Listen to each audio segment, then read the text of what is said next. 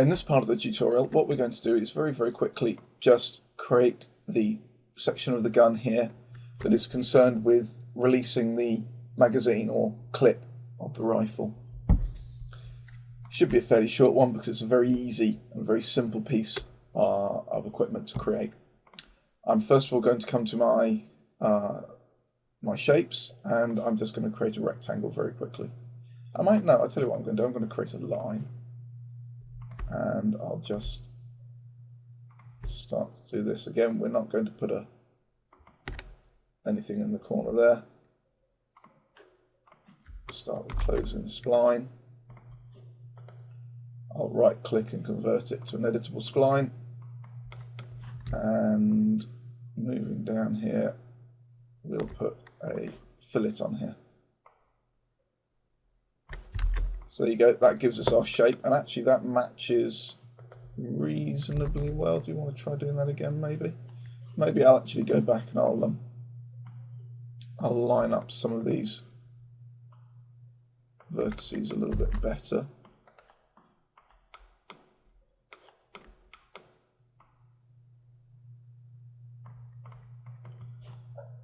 I guess I will try putting a fillet on there now, and that should match hopefully fairly well. There we go, that's fairly accurate. Okay, so that's made that all nice and accurate. And obviously from my quick shortcuts here, I'm going to add an extrude into that.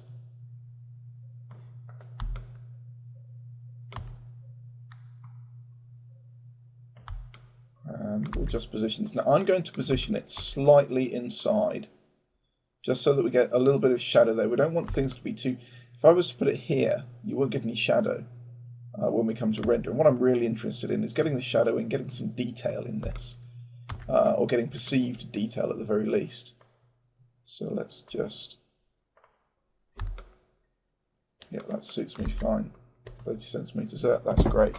So I'm going to right click and I'm going to convert that to an editable polygon. Open up my materials editor, which appears off screen here. There we go. And just quickly apply a material to that. So that's nice and easy. Wasn't really too much effort. And what I'll do to that as well is I'll select this face and I'll select this face. And I'm going to very quickly just put a little bevel in there. So we'll come up here. Let's just move that a little bit like that. There we go. We'll use our bevel settings. Again, always use the settings if you're unsure, because Max, if you just press the interactive bevel, it doesn't give you as much control. You know, as soon as you let go of the button, it's just sort of boom, there you go. With this, I can at least come back. I can change the height. I can change the amount of bevel that we're going to put on there, and we can just create something that looks a little bit nicer. So there we go. I quite like the look of that. And by pressing Shift and the Edge key, I can now select all of the edges that were concerned in that polygon, its outer edges, and I can maybe put a little slight chamfer on there as well, just to make that a very smooth bevel. So we'll maybe just put one in there, apply that, do it a second time, and that's given us a nice smooth rounded edge off there, which is great. By selecting all the polygons within that element, I can then scroll down and add a smoothing group, auto smooth, to all of it. So now that's smoothed itself out. All the normals are smoothed a little bit better than on that, so that's good. Now the next thing I want to do is I want to add in this little bit of detail here and possibly that up there. So I'm not going to worry too much about how that bit's going to look. All I'm going to do here is I'm going to create a sphere, and I'll do it in the left viewport, and I'll say, well, yeah, okay, we'll say from center. I was going to say from edge, but we'll go from center. There you go.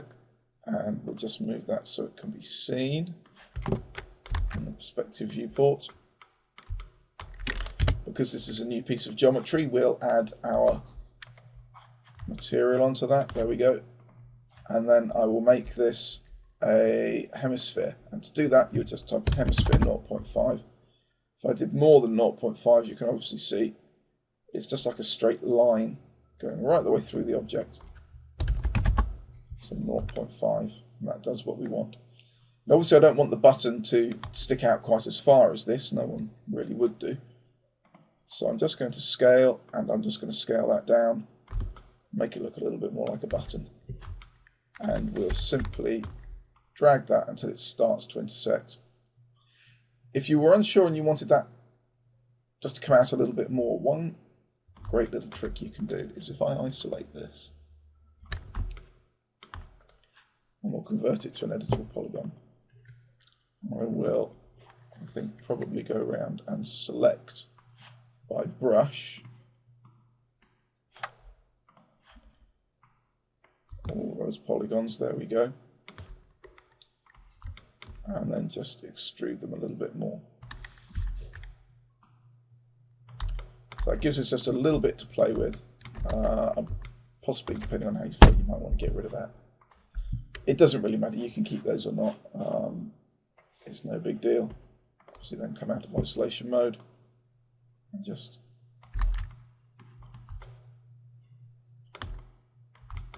put that in there. Now, depending on how much detail that you were doing in here, you might want to put one of those on either side. So we'll copy, oops, and we'll come around here. And I'm going to rotate rather than mirror. I always feel that rotate gives you, it's a much safer option rather than just doing straight mirror sometimes. And there we go, we'll just put that back on there. So that's given us whatever that button was. That should work quite nicely. So now the next thing we want to do is we want to create this shape here. Now there's a button and there's a slight sort of, it's not quite completely round, the indentation here. There's a slight upper section to it. So we'll start off by again creating a sphere, and we'll do this from the center there.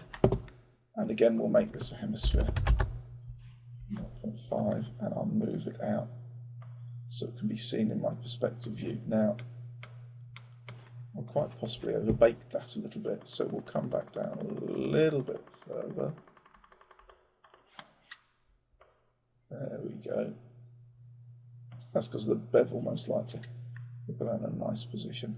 Now, because we're going to start doing a Boolean into this eventually, what I'm going to do is I'm going to select my whole object here, and I'm going to put a couple of quick slice lines in.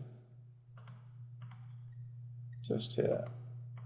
Now, I've done like a double click because I didn't want to move any of this at all. So I'll put another one in here. And no, let's undo that. So quick slice tool.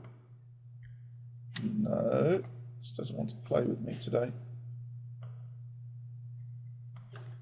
Okay.